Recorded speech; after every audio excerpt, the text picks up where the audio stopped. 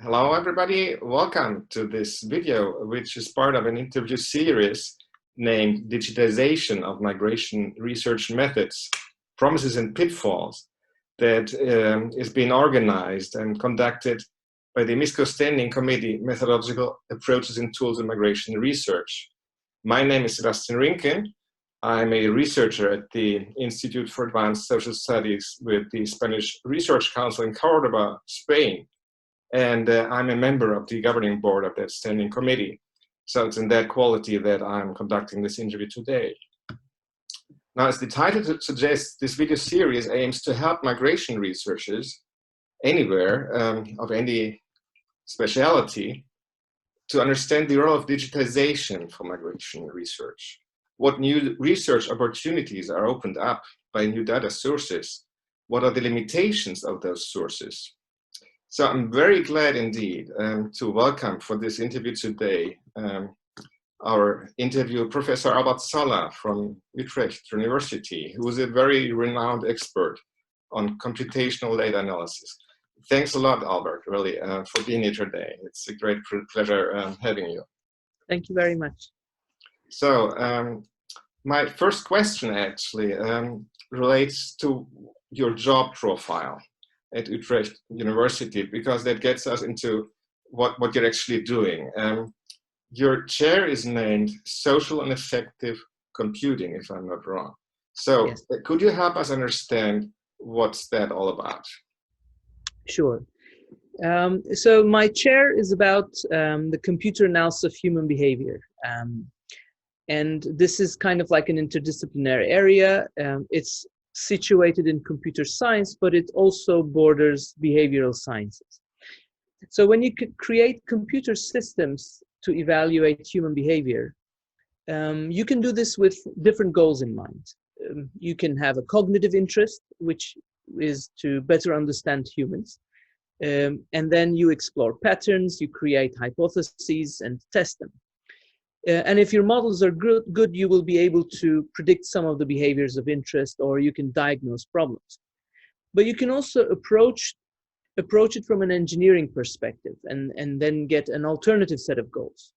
We look at behavior in order to create systems that exhibit similar behaviors or work well with humans. And you can call this social artificial intelligence if you wish.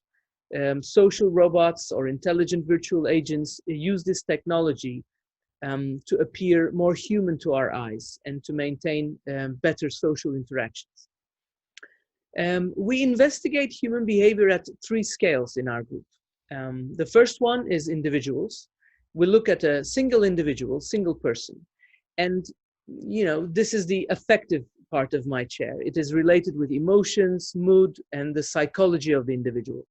For this type of research, I collaborate with social scientists, with psychologists, psychotherapists, neurologists, and we create tools to observe individuals to find their emotions from different modalities, such as their facial behavior, voice paralinguistics, body pose and gestures, verbal and nonverbal signals of language use. And some of these problems are for computer vision, and some are for speech and signal processing, and many of them are multimodal problems. The next scale in the analysis is when people are interacting. Dyadic interactions just involve 2 people, but already are much more complicated to analyze compared to a single person. All the tools that we have need to be more robust and, with increased capabilities to tackle multiple streams of signals coming from different people. And the problems we try to solve there are the analysis and synthesis of interaction-specific behaviors, such as turn-taking, mimicry, but also temporal dynamics of interaction. And when we go to the next scale, to the 3rd scale, now we move from psychology to sociology in a sense. So we look at the behavior of the masses. Again, we're dealing with spatiotemporal dynamics, and the tools to model behaviors at these larger scales are surprisingly similar to the tools we use in other scales. We use pattern recognition, statistics, and machine learning primarily. Now, when we look at migration and mobility of people, for instance, This is the scale that we operate. Or, for example, the dynamics of spreading of epidemics. And at this scales, our sensors are different. We may, still use cameras, but we look from a greater distance. Our cameras are now maybe on satellites, for instance, and we can observe people as they move along the roads and on uncovered spaces of the earth. We look at the traces people leave on social media, on the internet, or we look at novel data sources like mobile phone usage. And this is called computational social science or social computing. So the social and affective computing, basically, they are at a single spectrum, right? Affective computing means we are trying to build computer systems that can analyze and produce emotional responses for improved human-computer interaction. Computational social science is when we're trying to provide quantitative insights with the new data sources and combine them with qualitative, in-depth knowledge of social scientists. So, this is interdisciplinary endeavor necessarily. Thank you, Albert. That's a very good introduction to what we're trying to find out about here. So I understand that computational analysis are basically in your line of work directed to what are called found data. That's data that are not produced on purpose by researchers for a given study. They're just lying around there. What specific insights do you think that kind of data can convey to researchers differently from those that have traditionally been used in the social sciences? Yeah, so this is one fundamental difference in the way social science is conducted and what computational social science can offer there. The power of computational social science is in the way it deals with the variance in the observations. The classic methodology of social sciences, they rely on carefully collected data, where the variance due to important factors are accounted for, measured, modeled, subjected to correlation analysis, and so on. Now, data collection is expensive and meticulous. I mean, both in computer science and social sciences, we know that this is a major effort. For example, if you take a national survey study, thousands of people devote hours to answer carefully selected questions. It costs a lot of time and money, and still it taps a limited number of people, a subsample of the population where representativeness is an important issue. And because there are so many different ways of slicing a population into subsamples, and because of all the complex correlations between the relevant factors, this task is quite difficult. So computational social science, as you said, relies on found data or digital breadcrumbs people leave behind, if you will, among other large-scale data sources such as satellite images. There are, as far as I see, three main advantages of such data. One of them is the scope. So, it can cover a significant part of the population under study. The second one is the timeliness, which in some cases allows a certain behavior to be studied immediately. So you don't have to wait months to prepare and study the behavior. You can just observe it as it happens. And finally, the cost, which is, but a fraction of classical approaches. So let me give you an example from a Horizon project we're currently conducting at Utrecht University, the Hummingbird project. So this project investigates several new data sources for looking at migration and mobility. And we collaborate in this project with Turkcell, the biggest mobile communications operator in Turkey. At the end of February 2020, beginning of March, the Turkish president announced that the borders of Europe will be opened for the millions of refugees currently in Turkey. And there was an immediate movement of thousands of people from many cities in Turkey towards the border. Now, you may wonder, where were these people coming from and who were they?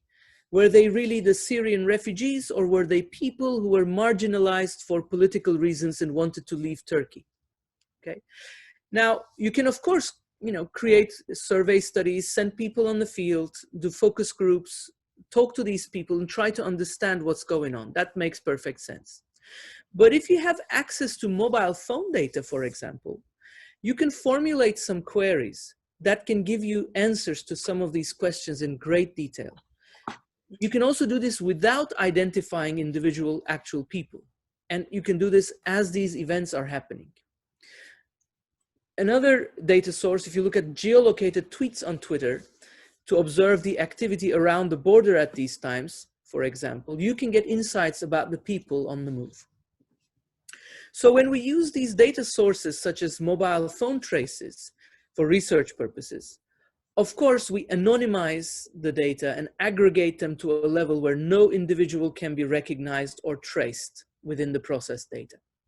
And this is kind of like a non-negotiable precondition of working with such sensitive data sets. Unless we have consent for processing personal information, which by definition is linked to an identity, we cannot process information at that level. Now, the private companies who are the custodians of these kind of information, they do indeed process it at a personal level. And they inform their customers with a lengthy user agreement as to why and how this is done. A mobile telephone operator, for example, needs to know where your location is at any point to deliver you its services. This is natural. But the information processed should be commensurate with the uses agreed by the customer. And that's very important in consent. Now, this aggregation is a potential danger in studying migration from the lens of big data analysis, because it's a necessary aggregation, but it reduces people to numbers. And while it gives you patterns, it hides personal stories. Subsequently, digital trace data can never be used on its own. It has to be complemented with qualitative insights about the actual people.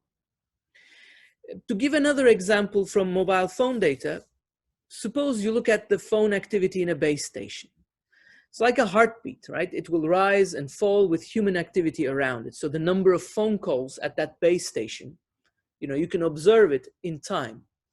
And it's going to be like a heartbeat. And there will be times in the day where it increases, time when it will decrease.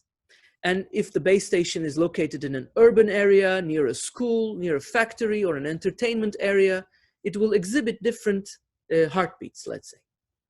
And it's also possible to detect anomalies in this signal, right? All of a sudden, you get a lot of activity. The activity peaks. People are calling each other frantically. Why? Now, you don't know this. It is impossible to learn it directly from this signal.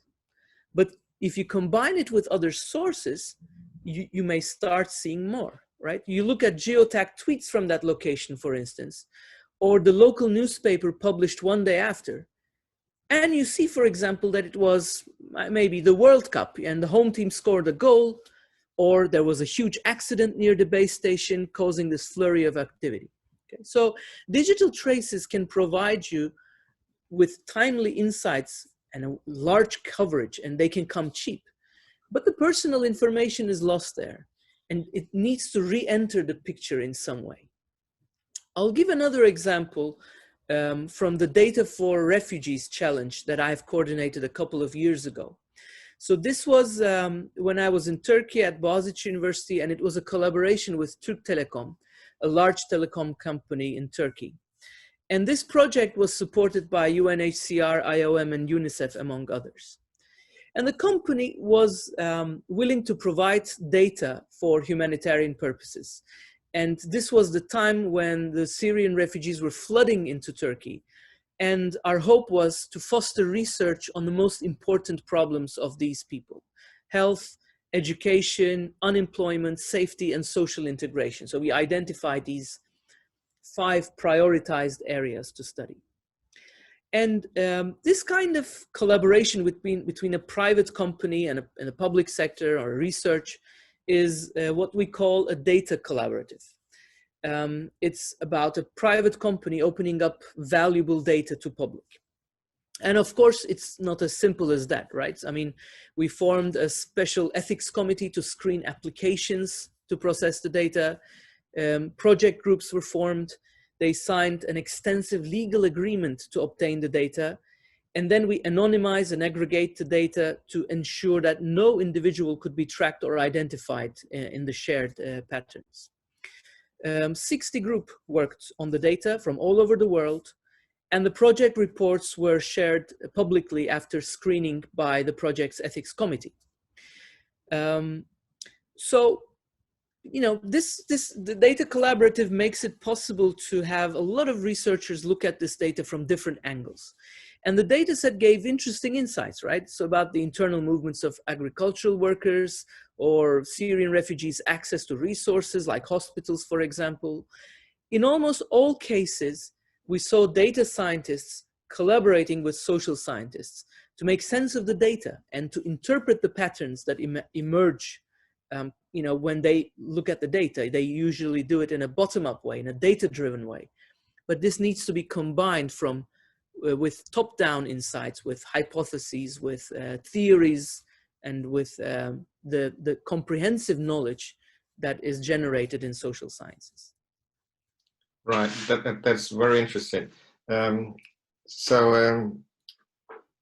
you address this ethical dimension, what is your take on this issue? Some people are concerned about big data.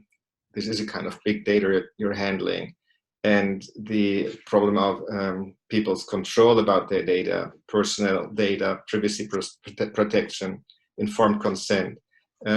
You've mentioned these challenges, but perhaps it's good to elaborate a bit further. Yeah, this is, you know, it's an ongoing discussion. There are a lot of opinions on that, and it's a very relevant discussion because, especially when we talk about humanitarian projects, they gave us very good reasons to collect and process data. But then what happens afterwards, after the crisis ends? Do these data infrastructures continue churning out data? That's a question, right? So it's absolutely critical, I think, to take a very comprehensive view about privacy protection and informed consent when it comes to this sort of private information. Unfortunately, applied ethics is not a mandatory course in the curriculum of many computer science programs. But I believe that it needs to become one, because as the capabilities of computers grow in processing this information, the systems that we create also become, start having much more impact on the society. So we need to know the implications. We cannot say, okay, here is a system I developed, just use it. Okay, here's a face recognition system, just apply it somewhere. And then we see all these problems with racial biases, gender bias, and all kinds of issues that we haven't assessed properly. So especially the processing of data when it comes to vulnerable groups such as refugees, that can have consequences that will affect the life of these groups. It's essential to understand what the consequences might be. And these can be positive or negative. I do not accept the view that just because there are certain risks, it's safer not to do anything. If we have a possibility of improving the lives of these people by using the data, this also gives us a responsibility. We can no longer stay neutral, so we have to try this. And when it comes to data science for migration and mobility, ethical questions arise from the domain itself, also from the types of technologies that can be used or developed, and then also from the intersection of these two. The questions are present from the conception of a given project. Right from the start, when you start to think about how to approach the problem, ethical question needs to be asked. Until the presentation of the results, right? Including ethically loaded decisions in formulating the problem, choosing the method, tools for researching it. So, for example, a big data project investigating access of migrants to schools and educational facilities. Well, in this kind of a project, you should take into account potential issues in the formulation of the project and the use of different data sources, which may include, for example, considerations like data coverage in rural areas to ensure that there are no data gaps. Once the analysis is completed, the policy recommendations also should take into account a broad range of possible consequences. Because For example, the changing use of educational facilities may have different impacts on different populations, right? So to give an example from Turkey again, when the government decided to close down temporary language centers that were teaching Turkish to refugees, the government reasoned that children attending these centers were not exposed to the locals enough and then had trouble with social integration.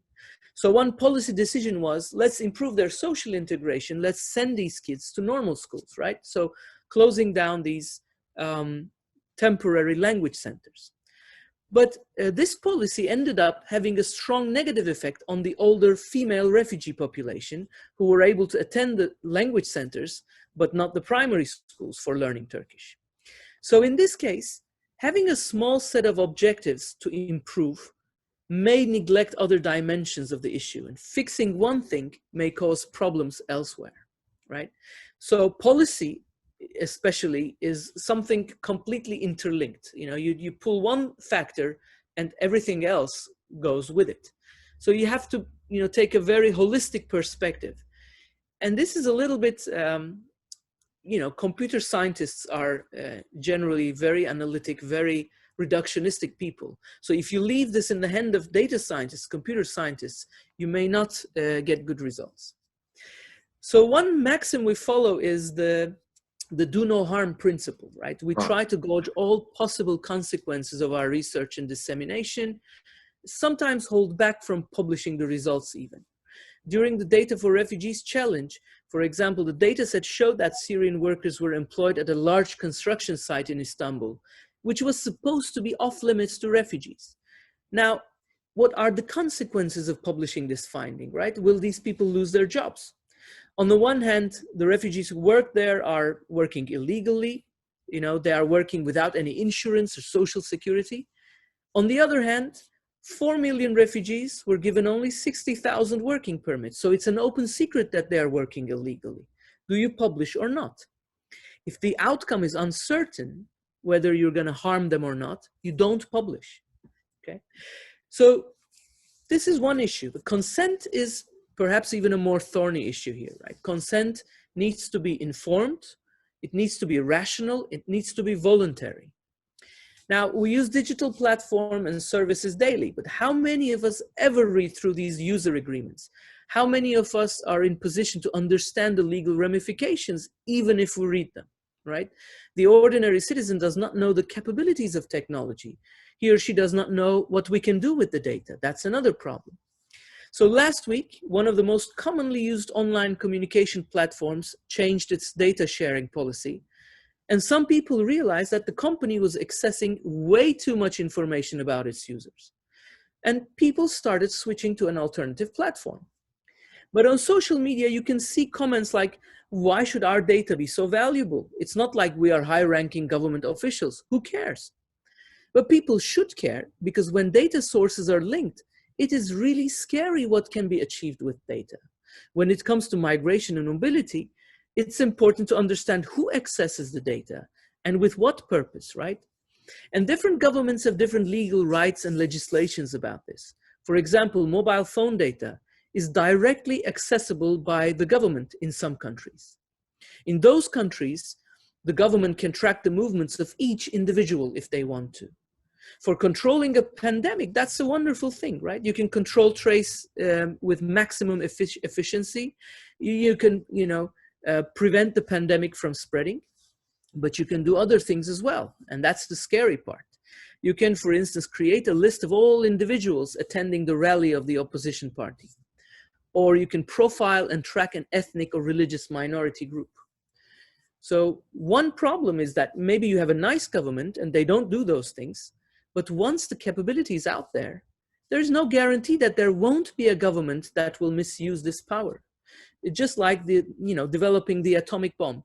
Once you build it physically, there is always some risk of somebody getting ahead and using it.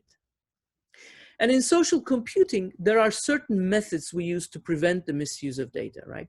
For example, in the Data for Refugees project, we created a one-way anonymization of the data, where we replaced the phone numbers with random numbers, and we did not store the mapping. So once this step was completed, and the data was further aggregated spatiotemporally, the resulting data set was ready to leave the company and reach the researchers.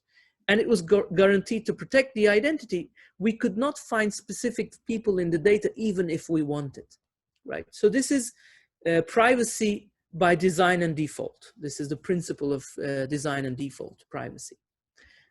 As you create the data source, you take into account the privacy. It's not an afterthought. So part of our research is about developing the tools to process the data without risking people's privacy. We develop, for example, mobile data simulators to create synthetic data sets. With these, you can test your algorithms as much as you want. We also work with approaches to keep the data within the private companies and just to get answers to certain questions by executing the code inside the company servers. In what we call federated learning approaches, for example, you send the algorithm to the data source instead of getting the data and then processing it on your computer. For example, if you want to create an algorithm that will use patient data from 5 hospitals, you create a system in which the algorithm and the models go to each hospital one by one, process the data there, and move on to the next hospital. So each time the models are refined, but the data never leaves premises. So these things are possible, but as you say, these are important considerations and we have to work to improve these things. Thank you very much. I can see that there's a lot of merit in preventing the potential of the abuses that may then occur. So you've illustrated that very well. Moving to a different issue now, research ethics apart, in your view, and it's a very informed view, we can appreciate that. Which are the main limitations of those new data sources? Could you give us your appreciation on that? Yeah, sure. I have to say I'm relatively new in this area. I'm working on the social computing aspects only for a couple of years now. But the field is itself very new, and it's also quite an exciting time to be working in this area. So new tools, methods, use cases, they are being developed daily. But certainly there are many challenges. So as a newcomer in the field, I can identify a bunch of challenges. And the first challenge, or limitation if you wish, is the access to data. Right. Most relevant data is owned by private companies, and accessing the data is very difficult. For these companies, the data are their valuable assets. Most of the time, the data cannot be shared under any circumstance. Also, the existing user agreement should cover any potential processing adequately, because otherwise you have no consent. So the circumstances under which the data was collected in the first place should allow your processing. Some companies establish protocols for making a portion of their data in a carefully anonymized way available for humanitarian and research purposes. Very valuable insights are generated by such initiatives. But typically, personal connections, case-by-case detailed agreements are necessary to initiate such data collaboratives. The second limitation is there is a practical difficulty in handling the legal and ethical aspects, right? So you need to ensure that you're working under what is permitted by the user agreements. That needs legal expertise. And you need to establish the ethical boundaries of the work. And if you're not trained in these, it's difficult. There are some new tools out there to provide data ethics literacy to researchers who are about to embark on such projects. For example, in Utrecht University, there is a tool being developed. And I'm also involved in some initiatives for closing the gap there. We are currently editing a book called Data Science for Migration and Mobility, together with Emre Eren Korkmaz and Tuğba Bircan. And this book will appear from Oxford University Press in the Proceedings of the British Academy series. And it's meant to help data scientists working on migration and mobility, as well as migration scholars who want to add the new data sources to their toolbox. And we're writing a chapter on ethical and legal concerns on data science for large-scale human mobility with Cansu Canca, who is an ethics expert, and with Barış Erman, who is an expert in penal law. Now, assuming you handle the legal and ethical aspects and you got the data, I would say the third challenge is in the research methodology. And this is often an issue in interdisciplinary science, but in this field, maybe it's even more prominent.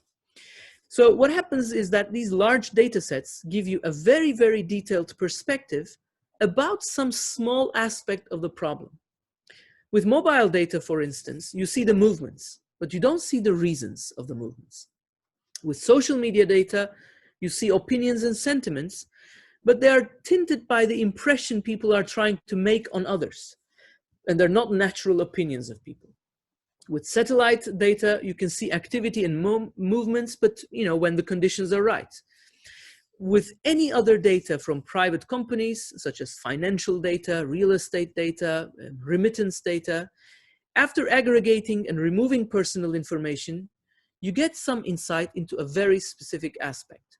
But the problems you want to solve, the bigger questions, they require holistic perspectives. So they require expertise and looking into many aspects at the same time, talking to people, understanding the factors, sometimes taking into account unexpected influences in some of your factors, right? And data science as a sub-area of computer science, as I mentioned, can be very reductionistic and very analytic. So this disciplinary tradition itself becomes a challenge. In data science, we deal with the problem of prediction, for example. We measure a number of variables, create models to predict some outcome variable. We use complex models, machine learning approaches for doing regression or classification, for instance. But all these approaches, they focus on one aspect, one relatively simple task. The human aspects, the individual idiosyncratic aspects, they're much more difficult to model and include in the analysis. And this is what kind of connects social and affective computing in a sense. You deal with what is fundamentally human, and it's like you're using tools at different resolutions together, like you're using a microscope and a telescope at the same time.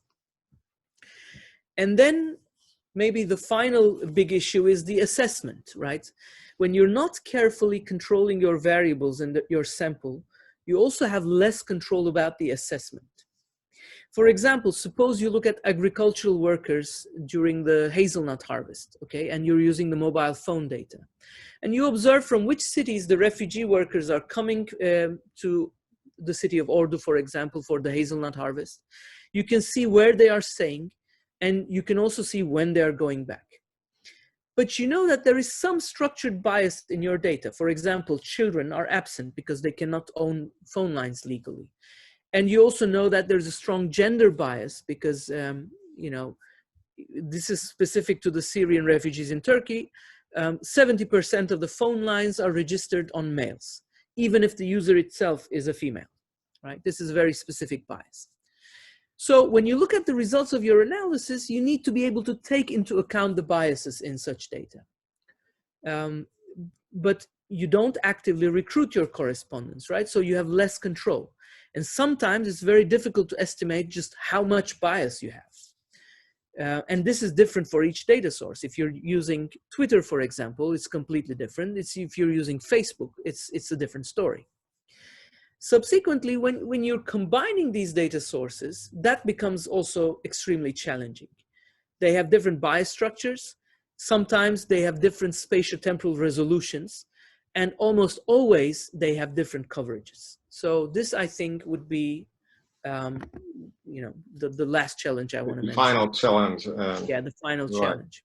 Well, I was actually wondering while you were talking about validation.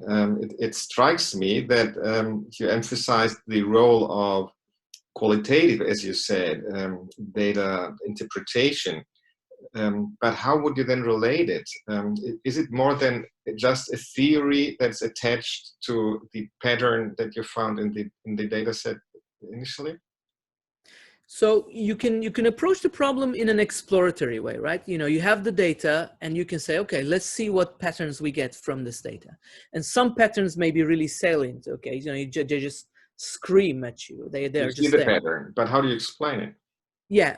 So then you need to go into detail a little bit, right? So you have to understand how to link it with other sources. For example, in the example that I gave before, when we were observing abnormal patterns in the mobile phone data, we used newspapers, for example, to interpret what was this peak about, right?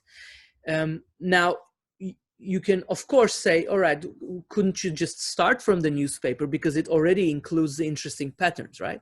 But it's not linked to the behavior of the people. For example, we were at the time we were studying a data set from Ivory Coast, and there was a civil war in the country. So we see a huge peak one day on the mobile phone data, and then we try to interpret it. So what was the reason? Sometimes the reason was a World Cup, indeed, you know, it was a game, but sometimes it was murder on the street around the area. Now, validation in that case sometimes is done by complementing this kind of data-driven approach with qualitative insights. A very famous example was given from UNHCR in their Jetson project, where they were trying to predict mobility because of drought in an area. And they had a machine learning model. So they were measuring a lot of factors, and they were plugging it into a machine learning model, which was trying to predict the movements of people, but it wasn't fitting well. Okay, the data, you know, the results were very poor. So then they sent someone to conduct interviews with the people. And during one of the interviews, one correspondent mentioned that she was selling her goats. And then they asked, you know, why are you selling your goats? You know, she said, they will not survive the journey, you know, because that's why we have to sell our goats. So then they go back to their machine learning models and plug in the goat prices as another additional factor. And then the model fits much better. That makes sense. Yeah. So theory will not tell you, you know, plug in goat prices. You know, you need the insights. The theory will tell you, okay, look, maybe, you know, you can look into the factors which may correlate with the movements, and, you know, form your models in this way or that way. But you need the insights to really understand what's going on. I mean, a lot of machine learning is now being done in a black box fashion, right? Because our models became way too complex to interpret. We use now deep learning models with millions of parameters. And when we train our students, they take these models, they're available, you know, in GitHub, online repositories, they take these models, they plug in the data, and they get good results. Do they understand what the model is achieving these results? Sometimes they don't, right? This is becoming a huge problem. They don't get enough insights, and you know, probe and, you know, ask about, you know, why is this model doing this? Why is it model doing that? They don't know. So, you know, if they want to improve the models, if they want to understand what's going on, they have to dig deeper. And that's a hugely important problem. Right. So to wind up, what kinds of bias are you most concerned about when reflecting on these new data sources? There's always some kind of bias in any kind of data, but what's your take on this part? Where would you highlight? We've mentioned some, really. Coverage bias is obviously quite a big concern, and how to estimate it even, because it's not design data. But I wanted to push a bit more on that. Yeah. So, for example, in the Ivory Coast study that we were working on, the data was covering above 90% of the population in the country. So when you have that kind of coverage is, you know, very subject good. Selection is no longer a big issue. 90%, right? That's fine. Yeah. But still, you have you know, data modality specific biases. For example, in survey studies, you have to take into account social desirability pressures, right? When a respondent is answering a question in a certain way that they think is more desirable or acceptable. And this type of bias still exists in social media analysis, if you're looking at Twitter, for example, because when you post on the social media, you post publicly, and then you project a certain image of yourself with your post. So you may not be entirely honest. And in the social signal processing literature, you know, we have theoretical models like the Brunswick lens to analyze these kind of biases. But mobile phone data maybe it may not have that type of bias, but it has other types of bias, other types of data gaps. Access to technology itself is one source of bias.